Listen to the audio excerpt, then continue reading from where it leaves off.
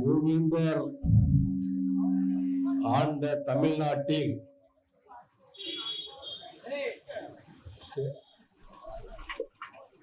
தெற்காசியா முழுவதும்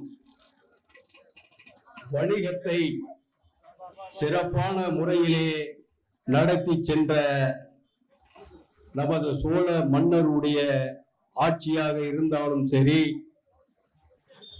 தென் மாநிலங்களே ஆண்ட சேரன் ஆட்சியாக இருந்தாலும் சரி, பாண்டியன் ஆட்சியாக இருந்தாலும் சரி, வடவனுடைய குற்றத்தை அடக்கி வைத்தார்கள்.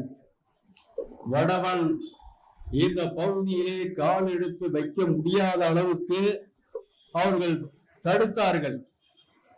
வடவனை நாம் அனுமதிக்க கூடாது. வடவன் நல்லவன் அல்ல, அவன் நம்மை அடிமைப்படுத்தி விடுவான், அவனை அடக்கிதான் வைக்க வேண்டும் என்ற நிலையில் இருந்தார்கள். அதுபோல் ஆரியர்களை அடக்கி வைக்க வேண்டும் என்ற திட்டத்தின் அடிப்படையில் நாம் மூவேந்தர்களுடைய ஆட்சிகளும் இருந்திருக்கிறது. ஆனால் இன்றைக்கு என்ன நிலைமை? படிப்படியாக வடவர் கூட்டம் உள்ளே நுழைந்து வணிகத்தை கைப்பற்றிக் கொண்டார்கள், ஏழையை கைப்பற்றிக் கொண்டார்கள், தொழிலை கைப்பற்றிக் கொண்டார்கள். இன்றைக்கு நமது வாக்குரிமையை கைப்பற்றக்கூடிய மிகப்பெரிய ஆபத்துகள் இருக்கிறது. தமிழர்கள் சிந்திக்க வேண்டாமா? மிகப்பெரிய அறிவாற்றல் உள்ள இனம் இது. உலகத்திலேயே முதல் மொழியாக முதல் இனமாக இருந்த இந்த பேரினம் இன்றைக்கு அவல நிலையில் இருக்கிறது. எங்கு பார்த்தாலும் ஆட்சியாளர்கள் மதுக்கடைகளை திறந்துவிட்டு மது மயக்கத்திலே இளைஞர்களை மயக்கி வைத்திருக்கிறார்கள். நீங்கள் சிந்தித்து பார்க்க வேண்டும். ஒரு கட்சியினுடைய தலைவர் திராவிட முன்னேற்ற கழகம், அண்ணா திராவிட முன்னேற்ற கழகம் மது தொழிற்சாலைகளை நடத்துகிறது. உண்மையா இல்லையா? இப்படிதான் தலைவர்கள் இருந்தார்களா? முதலமைச்ச கட்சிகளிலேயே தலைவர் இந்த மாதிரியான இழிவு செயல்களை, இழிவு தொழில்களை செய்ததுண்டா? ஆனால் தமிழ்நாட்டில் தாங்க இப்படிப்பட்ட ஒரு அவல நிலை. எங்கு பார்த்தாலும் மதுகடை, மணமகிழ் மன்றம், சொர்க்கம், இளைஞர்களுடைய வாழ்க்கையை சீரழித்துக் கொண்டிருக்கிறார்கள். அதனாலதான் அவனால வேலை செய்ய முடியல, கட்டட பணியெல்லாம் செய்ய முடியல. என்னன்னாக்கா மது மயக்கத்துல இருக்கான். அந்த மது கொடிய விஷத்தை சேர்ந்தது. சிறிய சிறிய உடலை அரித்து அவரை செயலிழக்கக்கூடியவராக வைத்து விட்டது. இன்னைக்கு எங்க பார்த்தாலும் பெண்கள் தான் வேலைக்கு போறாங்க. பெண்கள் போய் அவனை காவந்து பண்றாங்க, குடும்பத்தை நடத்துறாங்க. ஜவுளி கடையில போய் பல மணி நேரம் கால் கெடுக்க நின்று 10,000 12,000 சம்பளத்தை வாங்குறான். வாங்குறாங்க. அப்படிப்பட்ட ஒரு கொடுமையான நிலை. தமிழர்கள் படித்து பட்டம் பெற்றவர்கள் முதுகுல பெரிய கடையே சுமந்து கொண்டு வீட்டுக்கு போய் டெலிவரி பண்றாங்க. உணவை இவன் வேலை செய்ய மாட்டேங்கிறான்னு ஒரு தப்பான கருத்தை பூச்சி விட்டான். இதெல்லாம் வேலை செய்யறது யாரியா? தமிழன் தானே செய்யறான். இதுக்கு முன்னாடி தமிழர் வேலை செய்யலையா? இவ்வளவு பெரிய நாட்டை உருவாக்கலையா? நாகரிகத்தை உருவாக்கலையா? பண்பாடை உருவாக்கலையா? எல்லாம் செதஞ்சு சின்னவளம் ஆகி கிடக்கு. இந்த ஜனநாயகங்கிற பேர்ல இந்த திராவிட ஆட்சிகளும் இந்திய தேசிய ஆட்சிகளும் தமிழ்நாட்டை குட்டிச்சோறாக்கி விட்டது. எங்க பார்த்தாலும் கஞ்சா, பள்ளி கூடத்துல கஞ்சா மட்டும் இல்ல, பல்வேறு போதைப் பொருட்கள், சாக்லேட், போதை தரக்கூடிய சாக்லேட்ல இருக்கு. அப்படி எல்லாம் போதை பழக்க வழக்கத்தை உருவாக்கி சீரழிச்சு வச்சு கொண்டு இருக்கிறது. தமிழர்கள் இதுல புரிஞ்சுக்கணும். 2 நாளைக்கு முன்னாடி கூட கல்லூரி மாணவிங்க 10ஆம் வகுப்பு 12ஆம் வகுப்பு படிக்கக்கூடிய பிள்ளைங்க பள்ளிக்கூடத்திலேயே மது அருந்திக்கிட்டு இப்படிப்பட்ட வெளியில தெரிஞ்சிருக்கு, தெரியாத சம்பவம் நிறைய இருக்கு. அதனால நாம விழிப்புணர்வோடு அடையணும். துரோகி யாரு, எதிரி யாருன்னு அடையாளம் பார்க்கணுங்க. அடையாளம் பார்க்காம நம்ம மாட்டு ஆட்டு மந்த கூட்டம் மாதிரி இருந்தோம் அப்படின்னாக்க எல்லாத்தையும் இழந்து இந்திக்காரனுக்கு அடிமையாகக்கூடிய சூழல் உருவாகிறோம். இன்னைக்கே நெருங்கிட்டு இருக்கு. அடுத்த தலைமுறையெல்லாம் மிகப்பெரிய ஒரு பாதிப்பை ஏற்படக்கூடிய ஒரு மிகப்பெரிய ஆபத்து இருக்கு. அதெல்லாம் நாம உணர வேண்டும். மலையாளி முல்லை பெரியார் அணையை உடைக்க போறான், எங்கிட்டு கர்நாடகக்காரன் மேகதாது அணையை கட்டி காவிரி நீரை தடுக்க போறான். இப்படிப்பட்ட ஆபத்துக்கள்லாம் இருக்கு. இத பத்தி கிஞ்சித்தும் அக்கறை கிடையாது. எடப்பாடிக்கு அக்கறை கிடையாது. ஸ்டாலின் வாயே திறக்கல. ஏன்னா அவன் பங்காளி, கர்நாடகக்காரன் பங்காளி. அவன் திட்டம் போட்டு அந்த அணையை கட்டி ஒரு சொட்டு தண்ணி தமிழ்நாட்டுக்கு வராத அளவுக்கு தேக்கக்கூடிய அளவுக்கு நிலைமையை உருவாக்கிட்டு இருக்கான். ஆனா இது வரைக்கும் வாய் திறக்கல. வாய் சவுடால் அடிக்கிறாரு. திருவண்ணாமலை கூட்டத்துல சங்கிகள் படையே திரட்டி வந்தாலும் எங்கள்கிட்ட ஒண்ணு நடக்காதுன்னு. உன்னுடைய படை நீ என்ன வச்சிருக்க? உன்னுடைய படை எங்கேயா இருக்கு? ஏதோ மது சாப்பிடக்கூடிய மது படையெல்லாம் வச்சிருக்க. சங்கி உள்ள நுழைஞ்சு வந்துட்டு இருக்கானா? எங்க பார்த்தாலும் நீங்க வர வேண்டிய அவசியம் இல்ல. ஏன்னா உன் படையை திரட்டி நீ யார்கிட்ட வாய்ச்ச விடால் அடிக்கிற? நீ அந்த சங்கியை எதிர்ப்பதற்கு நீ என்ன திட்டம் வச்சிருக்க? என்ன படையை திரட்டி வச்சிருக்க? ஒரு புடவைதான் வாங்கல. அவங்க நிமிந்து நின்றானாக்கா நீ உங்க ஆளெல்லாம் எங்க போவாங்கன்னே தெரியாது.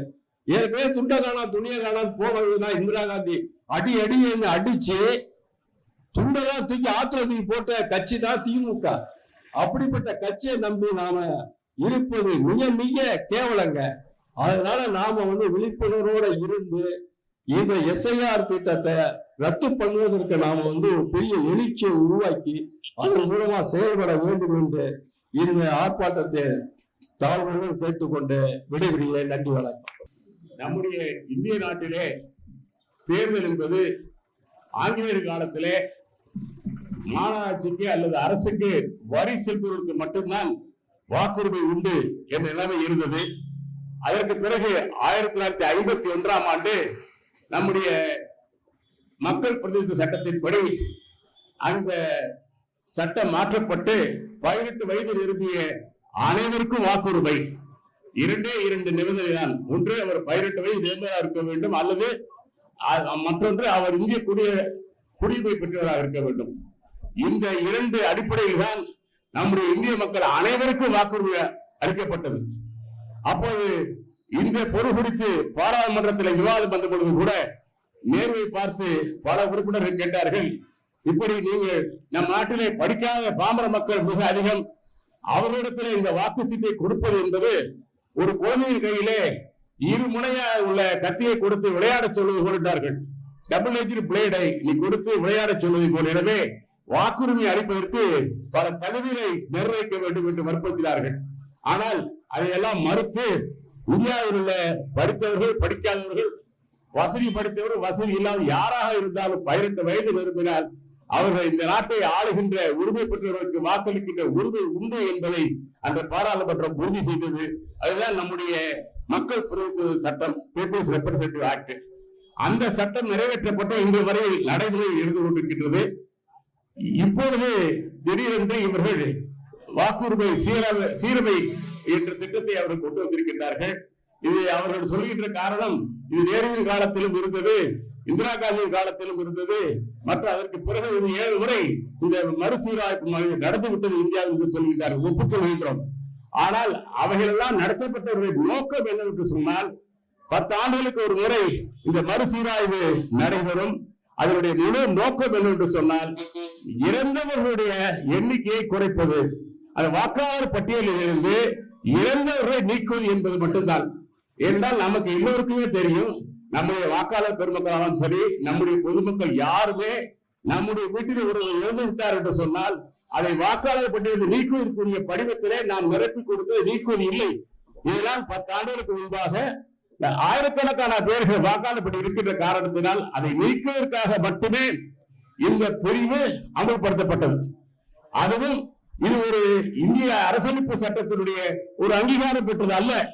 இது தேர்தல் ஆணையம் தான் விதிக்கப்பட்ட ஒரு விதிமுறை தானே தவிர இது அரசியலமைப்பு சட்டத்துக்கு உட்பட்டது அல்ல. ஆனால் இதை சமீப காலத்திலே இந்த நாட்டுடைய மத்திய அரசு தன்னுடைய சுதந்திரத்திற்காக அதை பயன்படுத்த வேண்டும் என்பதுதான் நாம் இன்றைக்கு அது எதிர்ப்பதனுடைய நோக்கம். இந்த சீரமைப்பு என்பதை நாம் சற்று சிந்தித்து பார்த்தால் இது நடைபெற வேண்டும் என்று சொன்னால் குறைந்தது ஓராண்டு ஆகும். ஓராண்டுக்கு பற்றி இதை நிச்சயமாக செய்ய முடியாது. ஆனால் இதனை மத்திய அரசு அவசரமாக தேர்தல் வருகின்ற மாநிலத்திலே இதை கொண்டு திணிக்கும் போதுதான் நமக்கு ஐயம் ஏற்படுகின்றது. இதனுடைய நோக்கம் என்ன என்று பார்த்தால் அவர்கள் இஷ்டத்திற்கு பீகார்ல 77,000 லட்சம் வாக்குகளை நீக்கிறார் என்று சொன்னால் அதனை நாம் மறுசீரமைப்பு பார்த்து ஒவ்வொரு நம்முடைய இந்தியாவில் கூடிய ஒவ்வொரு கட்சியுமே அரசியல் கட்சிகள் அதனை பார்த்து படிப்பதற்கு கூட நேரம் கிடையாது, காலம் கிடையாது. இப்ப தமிழகத்திலே இன்னும் 4 மாதத்தில் தேர்தல் வர இருக்கின்றது. நேற்று முன்தினம் அந்த வாக்காளர் பட்டியல் நிறைவு பெற்றிருக்கிறது. இனிமேல் அது அச்சாகி வந்து நம்முடைய பெயர் அதில் இருக்கிறதா இல்லையா என்று பார்க்க வேண்டும். இதுக்கு எவ்வளவு காலம் பிடிக்கும்? நான் உண்மை சொல்ல சொன்னால் நேற்று என்னுடைய பெயரை நான் பார்த்தேன். எங்கள் வீட்டிலே 2 ஓட்டுகள் எனக்கு மனைவிக்கும், என்னுடைய மனைவியின் ஓட்டு அப்டேட் ஆயிருக்கிறது. ஆனால் எனக்கு இன்னும் அப்டேட் ஆகவில்லை. நான் சென்று இனிமேல் அந்த வாக்காளர் பட்டியலை சரிபார்த்து அதற்குரிய படத்திலே மீண்டும் அதை நிரப்பி கொடுத்து அடுத்த அச்சில் தான் அது வர இருக்கிறது என்று சொன்னால் தேர்தல் நெருங்குகின்ற காலத்திலே இந்த செயல்பாடு முடியுமா என்பதை நாம் சிந்தித்து பார்க்க வேண்டும். இங்கேதான் நம்முடைய தமிழ் தேசிய பேரியக்கம் ஒரு முக்கியமான ஒரு பிரச்சனையை அவர்கள் வெளிக்கொண்டிருக்கின்றார்கள். இந்த தேர்தலிலே நம்முடைய தமிழகத்திலே நடக்கின்ற தேர்தலில் ஒரு வாக்காளராக இருக்கும் என்று சொன்னால் 13 ஆவணங்களை அவர்கள் உறுதிப்படுத்தியிருக்கின்றார்கள். அதில் 13வது ஆவணம் என்று சொன்னால் நாம் எல்லாம் நகைக்கக்கூடிய ஒன்று, பீகாரிலே வாக்குரிமை உள்ள ஒருவர் தமிழ்நாட்டிலே வாக்குரிமை ஆகலாம் என்பது 13 ஆவணங்களே ஒன்று. இது நினைத்து பார்த்தால் நமக்கு வேடிக்கையா இருக்கிறது. பீகாரும் உத்தரப்பிரதேசம் மற்றும் எந்த மாநிலத்திற்காலும் சரி அவர்கள் அந்த இடத்திலே வாக்காளர் இருந்தால் இங்கே நம்முடைய மக்கள் பிரதிநிதி சட்டப்படி பார்த்தோம் என்று சொன்னால் 1951 மக்கள் பிரதிநிதி சட்டப்படி ஒரு வாக்காளர் ஒரு இடத்தில் மட்டுமே வாக்களிக்க முடியும். இதுதான் இந்த மக்கள் பிரதிநிதி சட்டம் கூறுகின்ற செயல். ஆனால் இன்றைக்கு பீகாரிலே நான் வாக்களித்தேன் என்று ஒரு ஆவணத்தை காட்டினால் அவரும் தமிழகத்திலே வாக்காளராக முடியும் என்று சொன்னால் அங்கேதான் நம்முடைய தமிழ் தேசிய பேரியக்கம் மிக சரியான இடத்தை தொட்டு இது முழுக்க பீகார் போன்ற வடமாநிலத்தவரை தமிழகத்திலே புகுத்துவதற்காக அவர்களுக்கு குடியுரிமை கொடுப்பதற்காக தமிழகத்திலே அவருடைய ஜனத்தொகை பெருக்குவதற்காக இந்த செயல்பாட்டை முன்னெடுக்கிறார் என்பதை முதலே வெளிச்சத்துக்கு கொண்டு வந்தது நம்முடைய தமிழ் தேசிய பேரியக்கம் தான். அந்த வகையில் தான் இந்த சீரவை எதிர்ப்பு போராட்டத்தை முன்னெடுத்திருக்கின்றார்கள். இந்த போராட்டத்தினுடைய நோக்கத்தை மக்கள் புரிந்து கொண்டு செயல்பட வேண்டும் என்று சொல்லி இதனை வாழ்த்து விடைபெறுகின்றேன். நன்றி, வணக்கம். இவ்வாறான பல செய்திகளை, பல சிக்கல்களுக்கு விடை கிடைக்கக்கூடிய செய்திகளை தமிழர் கண்ணோட்டம் வலையொலியில் வெளிப்படுத்தி வருகிறோம். இது தற்சார்பாக செயல்படுவதற்கு நிதி தேவைப்படுகிறது. இந்த நிதியை நம்முடைய மக்களாகிய நீங்கள் தான், இளையோரும் பெரியோரும் நண்பர்களும் தோழர்களும் சான்றோரும் நீங்கள் உங்களால் இயன்ற அளவு என்ன இயலுமோ அந்த நிதியை வழங்குமாறு அன்போடும் உரிமையோடும் கேட்டுக்கொள்கிறேன். உங்களுக்கு நன்றி உணர்வோடும் பொறுப்புணர்வோடும் தமிழர் கண்ணோட்டம் செயல்படும் என்பதை உறுதி தெரிவித்துக் கொள்கிறேன். நன்றி, வணக்கம்.